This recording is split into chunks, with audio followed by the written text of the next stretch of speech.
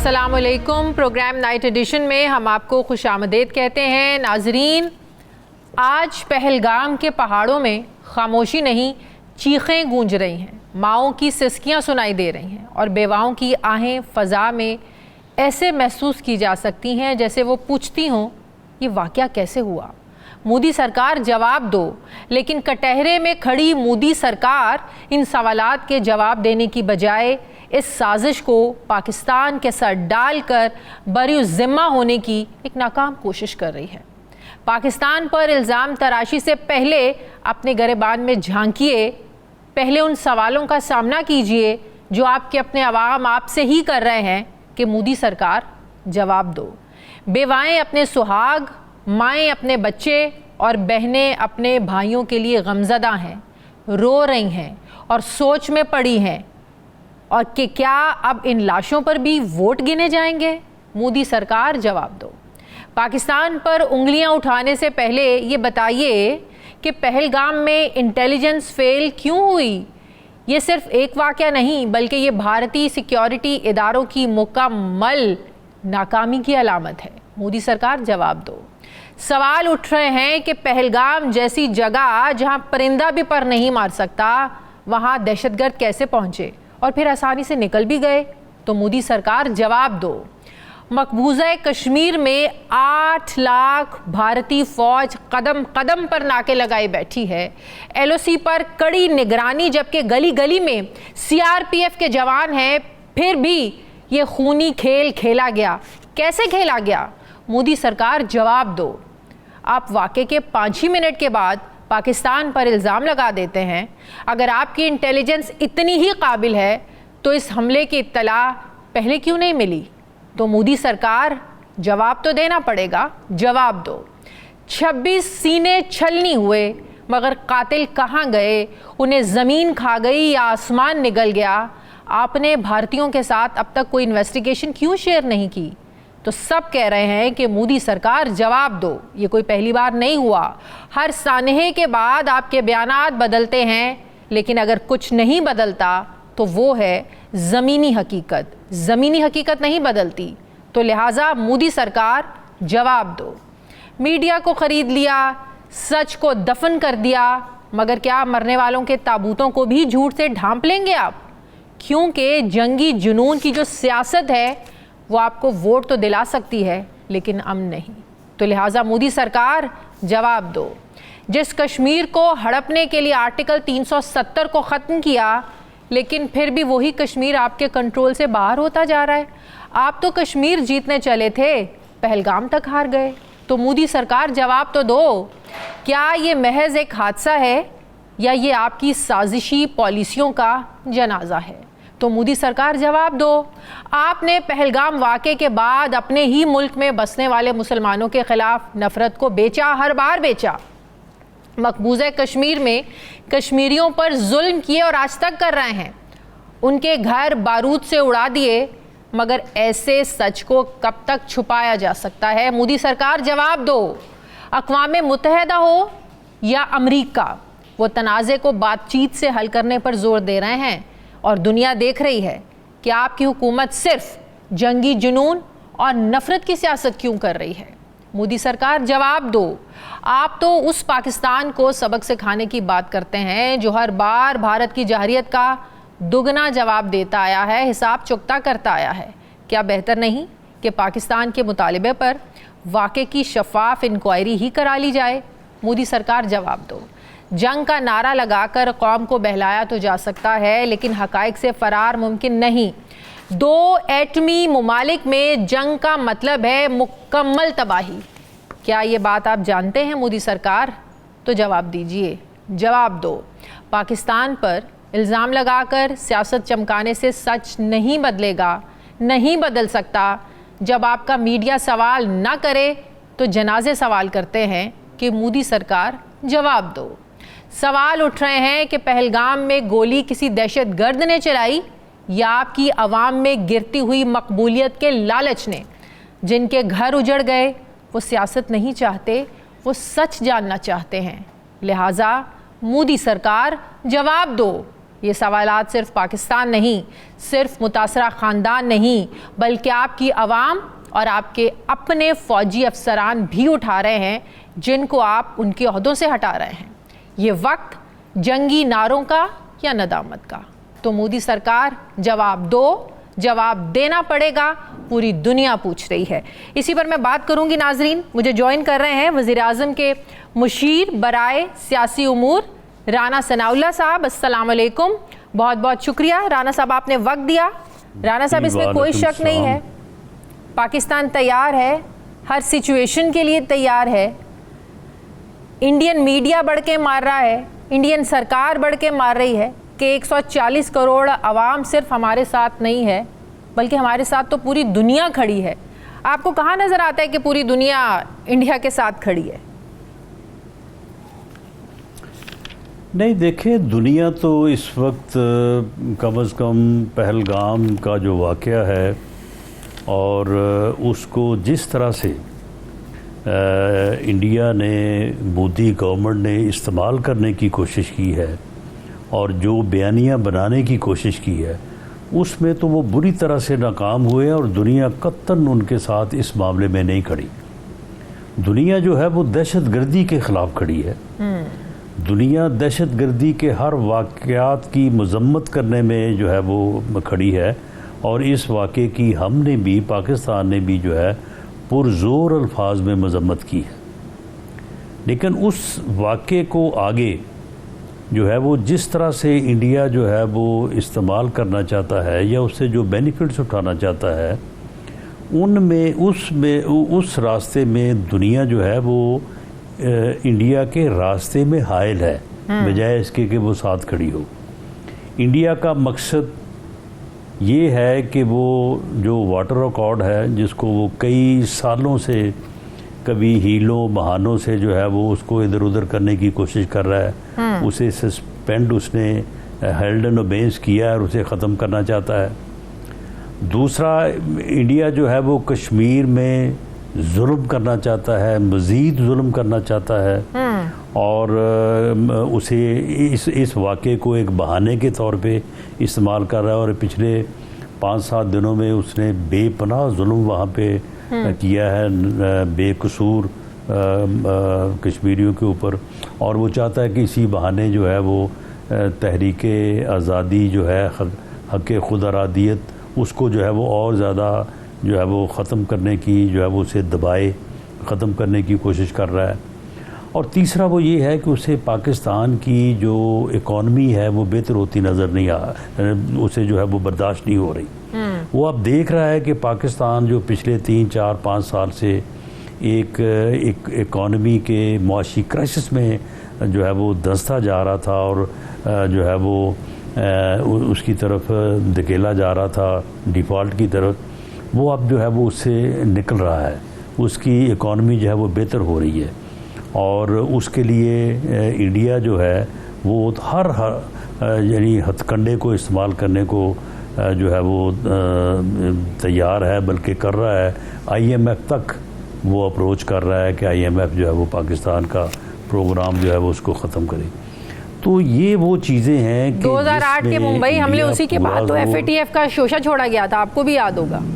جی تو انڈیا جو ہے اگر چلیں یہ جو فالس فلیگ اس آپریشن سے متعلق جو ایویڈنس سامنے ہے، جو ہماری انالیسز ہے، اس کو اگر آپ ایک طرف بھی رکھ دیں تو اس واقعے کو انڈیا جو ہے وہ کم از کم ان 3 اطراف میں پاکستان کے خلاف جو ہے وہ استعمال کرنے کی کوشش کر رہا ہے، لیکن دنیا اس میں اس کے ساتھ نہیں ہے۔ دنیا جو ہے وہ پاکستان کے اس بیانیے کے ساتھ ہے کہ ہم اس واقعے کی مذمت کرتے ہیں اور اس واقعے کی بے لاگ انکوائری، انویسٹیگیشن کے لیے جو ہے ہر طرح کا تعاون کرنے کو تیار ہے۔ تو امریکی وزیر خارجہ نے بھی تو بات کی، مارکو روبیو نے پرائم منسٹر سے بات کی، ادھر انڈین وزیر خارجہ جے شنکر سے بات کی، اور انہوں نے بھی تو کہا ہے کہ امریکہ اس بات میں زیادہ انٹرسٹڈ ہے نا رانا صاحب کہ پاکستان اور انڈیا مل کر اس مسئلے کا حل نکالیں۔ جنگ اس مسئلے کا حل نہیں ہے, یہ خطے کے امن کے لیے ٹھیک نہیں ہے, تو انڈیا اور پاکستان مل کر کیسے حل نکالیں اس سچویشن میں, کیسے سچویشن کو ڈیفیوز کریں؟ دیکھیں, مل کے حل نکالنے کی بات اگر انڈیا سمجھتا ہے کہ یہ فالس فلیگ آپریشن نہیں تھا اور یہ دہشت گردی کا واقعہ ہے جس کی ہم نے بھی مذمت کی ہے, تو آئے مشترکہ انکوائری کی ٹیم بنا دے, اپنے کوئی بہترین آفیسرز نامزد کرے, ہم بھی کرتے ہیں.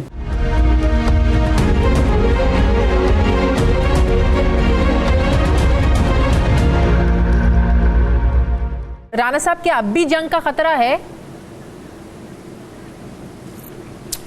دیکھیں, جنگ کا خطرہ تو شاید پہلے بھی نہیں تھا, کیونکہ دو ایٹمی قوتوں کے درمیان جنگ جو ہے وہ تو پھر دونوں کی تباہی پہ بھی اس کا نتیجہ ہو سکتا ہے. دو ایٹمی قوتوں کے درمیان جو ہے وہ فتح اور شکست والی بات جو ہے نا, وہ تو آپ کے علم میں ہی ہے کہ یہ ایک ایسی طاقت ہے یا ایک ایسی جو ہے وہ آپشن ہے کہ جس میں صرف تباہی ہے. خدا نہ خواستہ یہ استعمال ہو تو راکھ کے ڈھیر بن جائیں گے شہر, اور جو ہے وہ ایک بڑی تباہی ہوگی جس کو پوری دنیا افورڈ نہیں کر سکتی. دونوں فریقین تو کیا کریں گے. اور انڈیا کے اپنے اندر ریئلائزیشن ہے, ان کے اپنے اینالسٹ ہیں, ان کے حاضر سروس جو افسر ہیں ان کو بلکہ نکالا جا رہا ہے, کیونکہ انہیں بھی ادراک ہے اس بات کا. وہ سوال اٹھاتے ہیں کہ وہاں کی تو سیکیورٹی ہے ہی, دلی کے سپرد ہے, تو کیسے آپ یہ دوسرے ممالک پر الزام لگا سکتے ہیں. تو یہ ادراک ان کے اپنے اندر بھی موجود ہے, یہ صرف ڈرامے بازی ہیں. یہ صرف جنگ مسلط کرنا یا جنگ شروع کرنا تو شاید یہ آپشن ان کو بھی اویلیبل نہیں ہے. انہیں معلوم ہے کہ پاکستان ایٹمی قوت ہے الحمدللہ, اور پاکستان کی مسلح افواج جو ہیں وہ دنیا کی بہترین افواج میں سے ہیں. تو یہ ہو سکتا ہے کہ وہ ڈرامے والی بات جو اس کی ایک فطرت ہے خاص طور پہ مودی صاحب کی, کہ وہ کوئی ڈرامہ کریں, کوئی اسٹرائک وغیرہ کریں, پلوامہ جیسے کسی واقعے کو جو ہے وہ کریں, اپنے لوگوں کو, اپنی کانسٹیٹوئنسی کو پلیز کرنے کے لیے, اپنی سیاست کو جو ہے وہ اسٹرینتھن کرنے کے لیے, کیونکہ اس کی سیاست کی بنیاد ہی پاکستان سے دشمنی اور نفرت ہے. تو ایسا ہو سکتا ہے, لیکن کیونکہ ہم بھی کمیٹڈ ہیں کہ اگر ایسا ہوا تو ہم اس کا بھرپور جواب دیں گے, اسی وقت جواب دیں گے. تو پھر جب یہ اس وقت تو ہم نے ایک پازیٹیو جیسچر بھی دیا تھا نا رانا صاحب, آپ کو یاد ہوگا, چائے پلا کر ابھینندن کو واپس بھیجا تھا, دنیا نے بھی اس کو اپریشیٹ کیا تھا. اگر اس بار اگر ایسا ہوتا ہے تو آپ بھی ایسا پازیٹیو جیسچر, یا اس دفعہ تو بالکل سخت ہیں ہم لوگ بار بار نہیں؟ اس مرتبہ آرمی چیف نے, وزیر اعظم نے دو ٹوک انداز میں پوری دنیا پہ یہ واضح کر دیا ہے کہ ہم قطعاً کوئی ایکشن جو ہے وہ انیشیٹ نہیں کریں گے, ہم قطعاً کوئی پہل نہیں کریں گے, لیکن اگر ہمارے خلاف کوئی اسٹرائک ہوا, کوئی ایکشن ہوا, تو ہم اس کا جو ہے اس سے بڑھ کے جو ہے جواب دیں گے, اور ضرور دیں گے, اور فوراً دیں گے. تو یہ چیز جو ہے, یہ اگر انڈیا یہ حرکت کرتا ہے تو پھر اس کا جواب جائے گا, اور پھر اس بات کا بھی اندیشہ ہے کہ یہ بات جو ہے وہ ہاتھ سے نکل سکتی ہے. ہاں, شروع کرنا آسان ہوگا, ختم کرنا پھر کسی کے پاس میں نہیں ہوگا رانا صاحب. ہاں, بہتر تو یہی ہے کہ انڈیا جو ہے وہ اس طرف نہ جائے, لیکن اگر وہ جاتا ہے تو پھر اس کے نتائج کی ذمہ داری بھی اسی پہ ہوگی. آپ کو لگتا ہے کہ اس وقت ایک آل پارٹیز کانفرنس کو بلانا, تمام جماعتوں کو اکٹھا کرنا, یکجا کرنا اس وقت ضروری ہے, تمام جماعتوں کو اعتماد میں لینا اس ساری سچویشن میں؟ دیکھیں, میرا خیال ہے کہ اس واقعے کے بعد تمام جماعتوں نے, تمام سیگمنٹ آف سوسائٹی نے, تمام سیاستدانوں نے جو ہے وہ پورے قومی اتحاد کا اور یکجہتی کا اور ایثار کا اور اپنی مسلح افواج کے پیچھے کھڑے ہونے کا جو ہے وہ اظہار کیا ہے. کوئی اس سے پیچھے نہیں رہا. ہر جو ہے وہ سیگمنٹ آف سوسائٹی نے اپنا حصہ ڈالا ہے. تو میرا خیال ہے کہ اس میں جو ہے وہ اگر کوئی صورتحال مزید آگے کوئی رخ اختیار کرتی ہے تو پھر ضرور جو ہے وہ آل پارٹیز کانفرنس جو ہے وہ ہونی چاہیے. اور پی ٹی آئی کو بلائیں گے آپ؟ اجلاس بھی ہونا چاہیے. جی بالکل, پی ٹی آئی جو ہے وہ پارلیمنٹ میں جو ہے وہ موجود ہے. پی ٹی آئی کو تو ہم نے پہلے بھی جب بریفنگ تھی دہشت گردی پہ تو ہم نے بلایا تھا, وہ پھر ہاں کر کے بعد میں نہیں آئے, تو ہم تو ان کو ضرور بلائیں گے. یہ آگے آنا جو ہے وہ ان کی, کیونکہ وہ کہتے ہیں ہم فوج کے ساتھ کھڑے ہیں, اس حکومت کے پیچھے نہیں ہیں, ہم اس حکومت کے ساتھ نہیں ہیں, کیونکہ فارم 47 والے ہیں, ان کے تو ہاتھ میں کچھ نہیں ہے, یہ تو خود دھاندلی کے ذریعے بیٹھے ہوئے ہیں, تو ان کے ساتھ نہیں ہے. ہاں اگر قوم کو اکٹھا کرنا ہے تو عمران خان کو رہا کرو. دیکھیں بات یہ ہے کہ اس وقت ایک لیجیٹیمیٹ ایک فنکشنل گورنمنٹ موجود ہے جسے پورا ملک تسلیم کرتا ہے, پوری دنیا تسلیم کرتی ہے, اور وہی گورنمنٹ ہے. تو باقی یہ ہے کہ جی اس کے پاس یہ نہیں ہے, اس کے پاس وہ نہیں ہے, فلاں اختیار نہیں ہے, فلاں نہیں ہے. تو آپ بھی تو 4 سال رہے ہیں نا, آپ کو بھی ساری چیزوں کا جو ہے وہ پتہ ہے. معاملہ یہ ہے کہ اگر وہ قومی یکجہتی کے مسئلے پہ بھی ان چیزوں میں فرق ڈالیں گے تو یہ ملک کے لیے نقصان دہ ہوگا. انہیں اس مسئلے کے اوپر جس طرح سے انہیں بیان دیا ہے اس کے مطابق کھڑا ہونا چاہیے. باقی اگر سیاسی معاملات ہیں اور ان کو الیکشن کے اوپر جو ہے وہ اعتراضات ہیں, تو الیکشن کے اوپر ہمیں بھی اعتراضات تھے. 2018 میں کون سا الیکشن جو ہے وہ کوئی متنازع نہیں تھا. یہ پاکستان کی ایک تاریخ ہے, اور لیکن اس کو کس نے ٹھیک کرنا ہے؟ سیاستدانوں نے ٹھیک کرنا ہے, سیاسی جماعتوں نے ٹھیک کرنا ہے. اور کس طریقے سے ٹھیک کرنا ہے؟ ٹیبل پہ بیٹھ کے. اور کون ہے جو بیٹھنے کو تیار نہیں ہے؟ وہ بھی ساری قوم, پوری قوم. لیکن رانا صاحب یہ جسٹیفیکیشن جو ہمارے تو نہیں پولیٹیکل ایشوز ہیں ہم ان کے اوپر بیٹھنے کو تیار ہیں, ان کو حل کرنے کو تیار ہیں. لیکن یہ جو قومی اہمیت کے معاملات ہیں, ہماری آزادی کا مسئلہ ہے, ہماری انٹیگریٹی اور ملک کی سالمیت کا مسئلہ ہے, تو اس کے اوپر اس قسم کی سیاست کو جو ہے وہ بیچ میں نہیں لانا. ہاں لیکن یہ جسٹیفیکیشن کے 2018 کے بھی متنازع الیکشن تھے, تو لہٰذا اگر اب بھی ہوئے تو ہمیں ایکسیپٹ کرنا چاہیے. ہم 2029 میں بھی یہی کہہ رہے ہوں گے کہ ہاں 2024 میں بھی متنازع تھے, تو اب بھی ہوگے, تو کیا تو وہ وقت کب آئے گا جب یہ سب ٹھیک ہوگا؟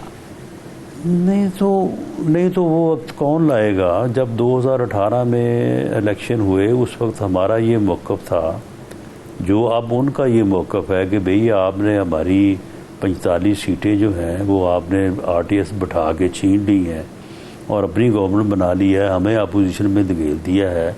تو جو ہے وہ اس کے اوپر جو ہے وہ انویسٹیگیشن ہونی چاہیے, الیکشن لاز کو ٹھیک کیا جانا چاہیے, اور ان چیزوں کا تدارک ہونا چاہیے.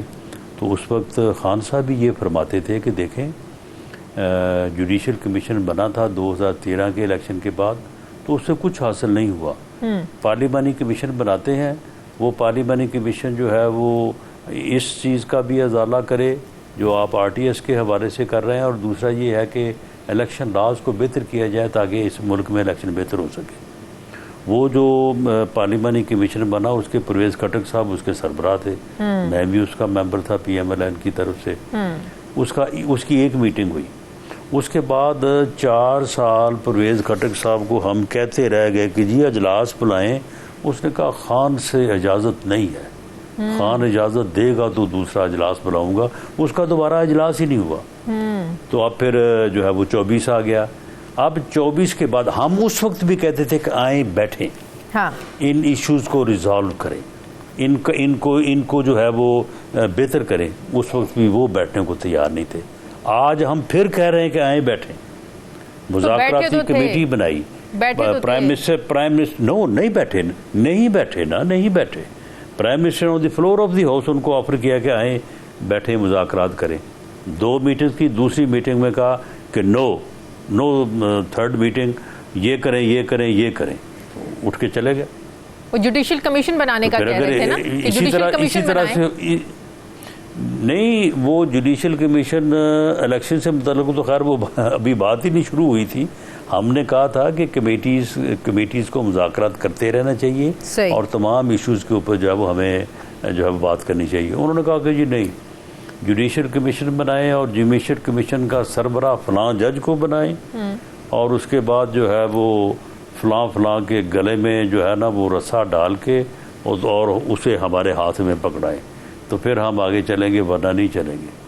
تو اس قسم کی تو انہوں نے 2 میٹنگز کی، تیسری میٹنگ کے لیے انہوں نے کہا کہ ہمیں اجازت ہی نہیں ہے میٹنگ کرنے کی. صحیح. رانا صاحب میرے ساتھ رہیں، مجھے بریک لینی ہے. ناظرین واپس آتے ہیں ایک چھوٹے سے وقفے کے بعد.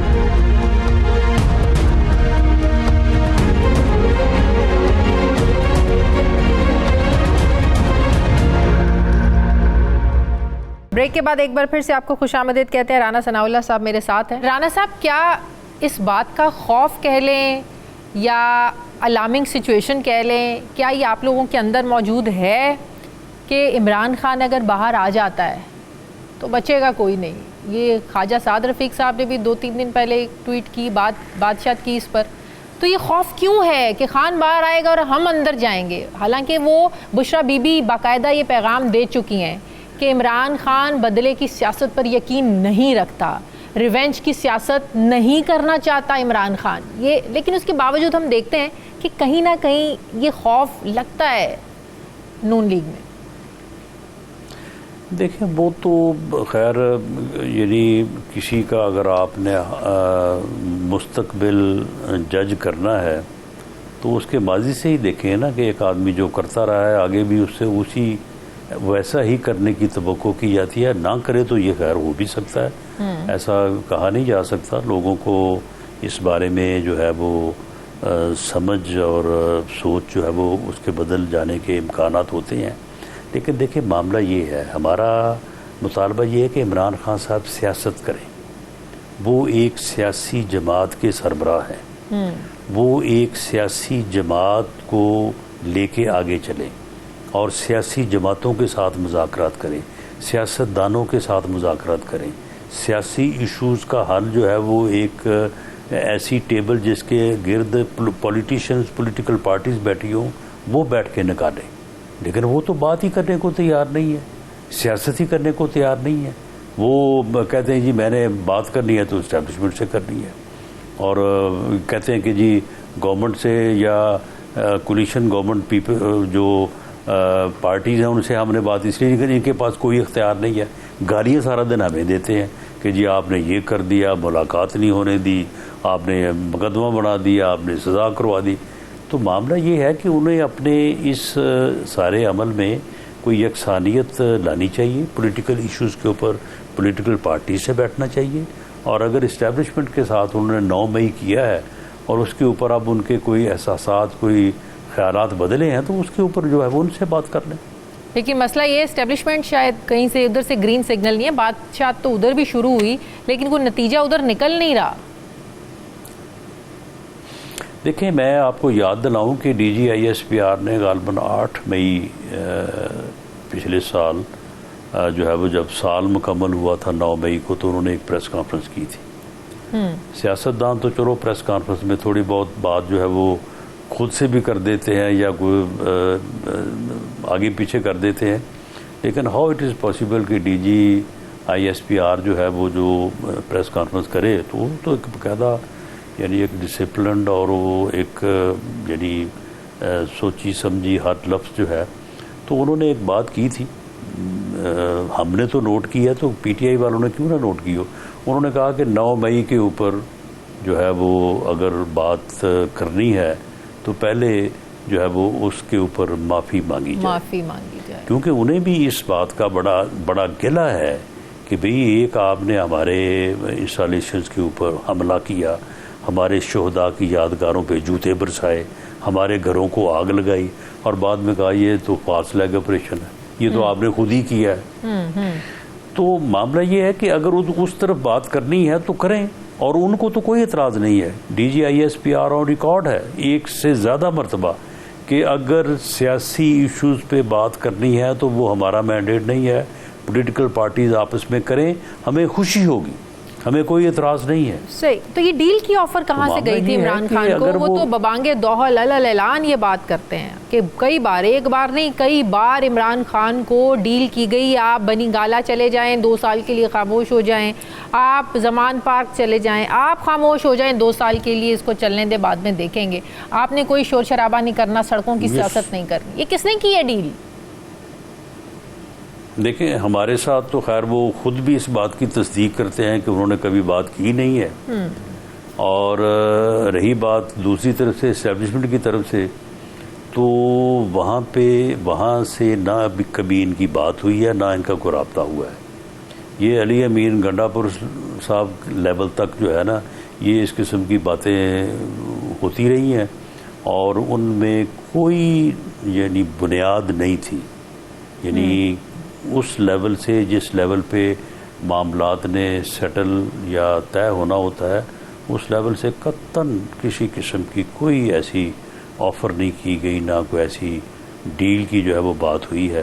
اب علی امین گنڈا پور صاحب کا آپ کو پتہ ہی ہے کہ ان کی کہاں اور کس لیول پہ اور کن سے ملاقات ہوتی رہی ہے. بس یہ اس لیول تک کی باتیں ہیں. مطلب کہ آپ کہہ رہے ہیں کہ جس لیول سے ان کو ریلیف ملنا ہے یا بات چیت ہونی ہے، اس لیول تک رسائی نہیں ہے کسی کی، بشمول گنڈا پور ہو گئے، بیرسٹر گور ہو گئے، وہاں تک رسائی نہیں ہے ان کی؟ نہیں، بالکل ان کی ایک خاص لیول تک، ایک خاص بندے تک ان کی رسائی ہے. وہیں پہ جو ہے وہ کچھ جھوٹ بول کے، کچھ جھوٹ سن کے یہ واپس آ جاتے ہیں اور اسی کہانیاں بناتے رہتے ہیں. جو ہے وہ اس کے علاوہ اور کچھ بھی نہیں ہے. تو عمران خان کب تک ایسے جیل میں رہیں گے اور سیاست، پاکستانی سیاست ایسے ہی چلتی رہے گی؟ لگتا ہے کہ پاکستان کی سیاست ایک دائرے میں گھوم رہی ہے اور وہ دائرہ پی ٹی آئی سے شروع ہوتا ہے، وہیں پہ آ کے ختم ہو جاتا ہے، وہیں سے سوال ہوتا ہے، وہیں پر آ کر ختم ہو جاتا ہے. یہ سلسلہ کب تک چلے گا؟ دیکھیں جی، معاملہ یہ ہے کہ اگر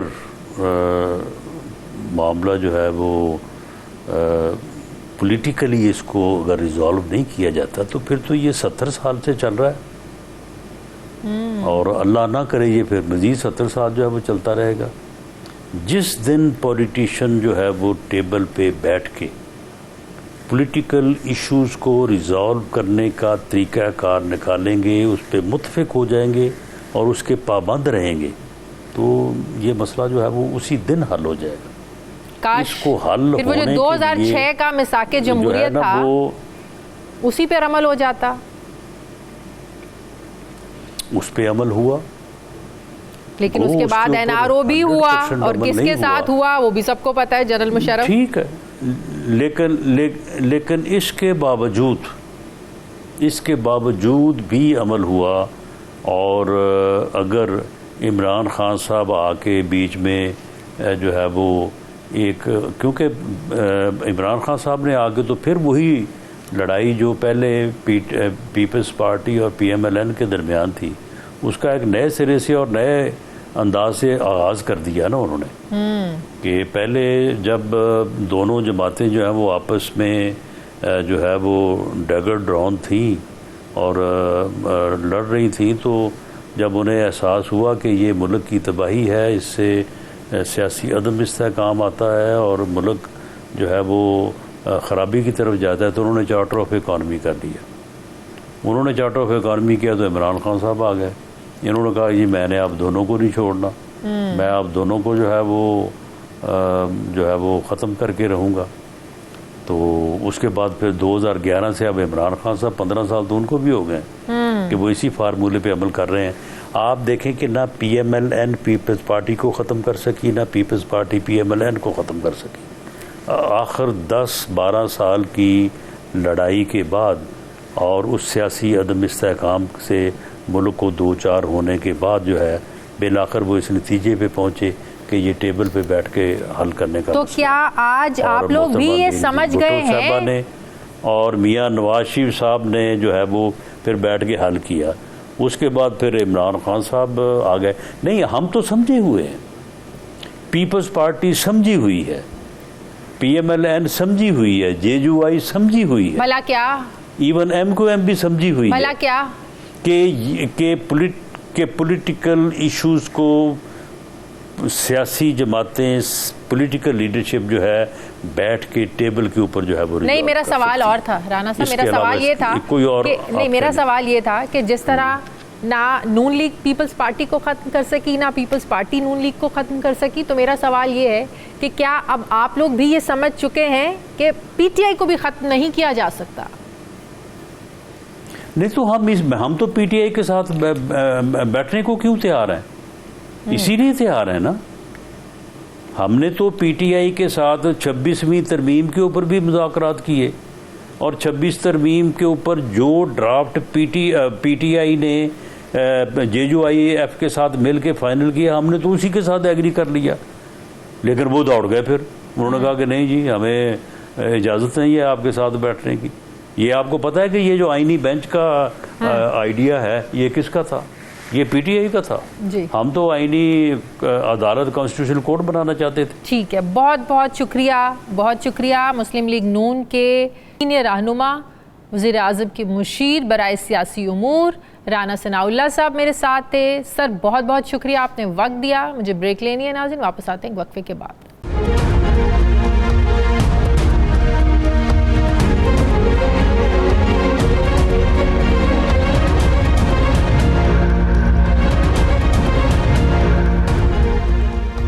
بریک کے بعد ایک بار پھر سے آپ کو خوش آمدید کہتے ہیں. ناظرین, پورے خطے میں بارود کی بدبو تھی. چنگاڑتے جنگی طیارے گڑ گڑاتے ٹینک, اور دور دور تک سڑکوں پر بکھری لاشیں اور ملبے کا ڈھیر بنی عمارتیں. نہ کچھ کھانے کے لیے تھا, نہ بجلی, نہ پینے کا پانی. لگ بھگ 15 لاکھ زخمی بھی لاشوں کے طرح سڑکوں پر پڑے اپنی موت کا انتظار کر رہے تھے, بلکہ زیادہ زخمیوں کی تکلیف کو مرہم پٹی سے دور کرنے کی بجائے گولی مار دی جاتی. جی ہاں, یہ 86 سال پہلے دوسری جنگ عظیم کا چھوٹا سا منظرنامہ ہے, جب نہ ہی آج جیسے ہتھیاروں کی جدید ٹیکنالوجی تھی, نہ ہی ایسے تباہ کن ایٹم بم تھے. لیکن آج مودی سرکار پر جنگی جنون سوار ہے. لیکن مودی صاحب, کیا آپ یہ جانتے بھی ہیں کہ جنگ ہوتی کیا ہے؟ پولینڈ میں خوراک کی اتنی قلت ہو گئی تھی کہ انسان اپنے والد, اپنے بچے اور اپنی بیوی کا گوشت ابال کر کھانے پر مجبور ہو گیا تھا. یہ ہوتی ہے جنگ اور اس کی تباہ کاریاں اور اس کی مجبوریاں, کہ انسان کچھ بھی کرنے پر مجبور ہو جاتا ہے. جنگ کا جنون اگر مودی سرکار پر سوار ہے تو کوئی ان سے کہے کہ آپ افغانیوں سے تو پوچھیں, افغانستان سے پوچھو, ویتنام سے پوچھو, افریقہ سے پوچھو. ایٹمی جنگ کا جنون سوار ہے تو پہلے جاپانیوں سے ہیروشیما اور ناگاساکی کی خونی تباہی کا تو پوچھو. کیونکہ لگتا ہے کہ مودی سرکار نے جنگ کا صرف نام ہی سنا ہے, اصلی جنگ دیکھی نہیں. ہاں, ہماری بھارت کے ساتھ جنگیں ہوئیں, محدود تھیں, جو زیادہ تر بارڈروں پر فوجوں کے درمیان رہیں, لیکن آج ہتھیار وہ نہیں رہے, بلکہ وار ہیڈ لے جانے والے ڈرون دونوں ممالک کے پاس موجود ہیں. دونوں ممالک ایٹمی طاقت رکھتے ہیں. ایسے میں بھارت کے جنگی جنون اور پاکستان پر بے بنیاد الزامات پر نہ صرف بھارت کی اپوزیشن جماعت کانگریس مودی سرکار سے جواب مانگ رہی ہے, بلکہ عالمی میڈیا بھی مسلسل اس پر آوازیں اٹھا رہا ہے. برطانوی نشریاتی ادارے بی بی سی نے پہلگام حملے میں بھارت کی سیکیورٹی کی ناکامی پر سوال اٹھائے اور کہا یہ واقعہ سیکیورٹی اور انٹیلیجنس کی ناکامی ہے. اسی طرح امریکی اخبار نیو یارک ٹائمز اور بلومبرگ نے بھی رپورٹ کیا کہ بھارت ابھی تک پاکستان کے خلاف پہلگام واقعے کے ثبوت دینے میں ناکام ہے. مودی سرکار نے پاکستان کے خلاف زہر اگلنے کے لیے مختلف ممالک سے رابطہ کیا, بہت پروپیگنڈا کیا, پہلگام حملے پر بریفنگ دی, مگر بھارت 100 غیر ملکی مشنز کے سفارتکاروں کو کوئی ایسا ثبوت نہیں دے سکا جو یہ ثابت کرتا ہو کہ اس حملے میں پاکستان ملوث ہے. پاکستان بھارت کو پہلگام حملے کی نیوٹرل غیر جانبدارانہ تحقیقات کی پیشکش کر چکا ہے. وزیر دفاع خواجہ آصف نے تو یہاں تک کہہ دیا ہے کہ یا تو 2-3 ملک مل کر تحقیقات کر لیں یا پھر اقوام متحدہ کا کمیشن بنا دیں, مگر لگتا ایسے ہے کہ بھارت کو شفاف انکوائری نہیں, اس کی ضرورت نہیں ہے. بلکہ صرف ایک ولن کی ضرورت ہے. سوال یہ ہے کہ بھارت اس حملے کی تحقیقات سے بھاگ کیوں رہا ہے؟ کیا پہلگام واقعہ بھی ماضی کی طرح پلوامہ جیسا ہے جس کا الزام نریندر مودی نے پاکستان پر لگا کر ووٹ تو سمیٹے لیکن ثبوت آج تک نہیں دے سکا؟ پھر بعد میں بھارتی دفاعی تجزیہ کاروں نے خود پلوامہ واقعے کو مودی سرکار کا فالس فلیگ آپریشن قرار دیا. دوسری طرف امریکی نائب صدر جے ڈی وینس جو پہلگام حملے کے وقت بھارت میں موجود تھے، انہوں نے کہا کہ بھارت پہلگام واقعے پر اس انداز سے رد عمل دے کہ علاقائی تنازع پیدا نہ ہو. یعنی امریکی نائب صدر کے بیان سے تو یوں لگتا ہے جیسے وہ کہہ رہے ہیں کہ بھارت پاکستان پر حملہ ضرور کرے مگر ٹارگیٹڈ ہو. تو سوال یہ ہے کہ جب بھارت کے پاس پاکستان کے خلاف کوئی ثبوت ہی نہیں تو ایسے میں بھارت کی طرف سے کوئی ایڈونچر کرنا کیا یہ بیوقوفی نہیں ہوگی؟ اسی پر میں بات کروں گی. شاہد ملک صاحب جو بھارت میں 2 بار ہائی کمشنر کی خدمات جو ہیں وہ سر انجام دے چکے ہیں، ایک لمبے عرصے تک انہوں نے اپنی سروسز دی ہیں، مجھے جوائن کر رہے ہیں پروگرام میں. السلام علیکم، بہت بہت شکریہ شاہد ملک صاحب آپ کا. شاہد ملک صاحب، جیسے میں نے کہا کہ آپ کے پاس ایک ایسا ایکسپیرینس ہے کہ آپ بھارتیوں کی باڈی لینگویج، ان کی سازش، پروپیگنڈا، وہ کب کیا کرنا چاہتے ہیں، کیوں کرنا چاہتے ہیں، وہ ان سب چیزوں کا بخوبی سمجھتے ہیں کیونکہ آپ نے ایک لمبے عرصے تک وہاں پر سرو کیا ہے. اس وقت جو سچویشن بنی ہوئی ہے، کیا ابھی بھی ہم یہ کہیں کہ حملے کے خطرات موجود ہیں سر؟ جی شازیہ، السلام علیکم، شکریہ آپ کے پروگرام میں آپ نے مجھے لیا. سب سے پہلے آپ نے بڑے اپنے جامع ابتدائیہ میں ذکر کیا، ایک سیناریو آپ نے پیش کیا کہ یہ ہوتی ہے جنگ، ایسے ہوتی ہے، یہ اس کے اثرات ہوتے ہیں. میری پہلی پوسٹنگ تھی ٹوکیو، مجھے 2-3 دفعہ ہیروشیما ناگاساکی جانے کا اتفاق ہوا. وہاں ابھی بھی ہسپتالوں میں لوگ، اس وقت کے جو بچے تھے ابھی تک وہاں پہ موجود ہیں، اب بزرگ ہو چکے ہیں. وہاں پہ ایک پلیٹ لگی ہوئی ہے شازیہ، جو میں نے پڑھی اور جو وہ کہہ رہے جاپانی میں تھی، اور میں کیونکہ جاپانی بولتا ہوں سمجھتا ہوں. اس میں لکھا تھا "The living will envy the dead"، یعنی جو آج زندہ ہیں اس حوالے سے جو ہسپتالوں میں ہیں وہ رشک سے دیکھتے ہیں جو دنیا میں نہیں رہے ان کو، یعنی اتنی بری حالت ان کی ہے. "Living will envy the dead". So خیر، having said that، آپ کی بات کو آگے بڑھاتے ہوئے، یہ جو آپ نے بالکل ایک جامع قسم کی منظر کشی کی ہے، دنیا میں لوگ اس کو کس طرح دیکھ رہے ہیں، دنیا میں ہندوستان کی بیانیہ کی کوئی پذیرائی نہیں ہوئی ہے اب تک. ہم نے جو آفر کی ہے وہ ایک کسی سے آپ پوچھ لیں، کسی ملک سے پوچھ لیں، ان کے دوستوں سے پوچھ لیں، ہندوستان کے دوست ہیں آج کل بہت ملکوں میں، دوسرے ممالک میں، وہ بھی ان سے کہتے ہیں کہ آپ ہندوستان اور پاکستان دونوں مل کے آپس میں افہام و تفہیم سے اس مسئلے کو حل کریں، کہ اس کے ریپرکشن جو ہیں، 2 ایٹمی قوتیں ہیں، ان کی بہت بڑی اس کی ایک پرائس پے کرنی پڑ جائے گی، نہ صرف دونوں ملکوں کو بلکہ پوری دنیا کو. میں یہ سمجھنا چاہتی ہوں جب انڈیا یہ جانتا ہے کہ دونوں ممالک ایٹمی پاور ہیں تو پھر اس پروپیگنڈے کا، اس سازش کا مقصد کیا ہے؟ وہ جو ایک دنیا سے بھی جس طرح کا رسپانس چاہ رہا تھا، شاید دنیا سے بھی ویسا رسپانس نہیں ملا. باوجود اس کے آپ نے سنا ہوگا امت شاہ کو یہ کہتے ہوئے کہ صرف 140 کروڑ عوام ہمارے ساتھ نہیں ہے بلکہ پوری دنیا ہمارے ساتھ ہے.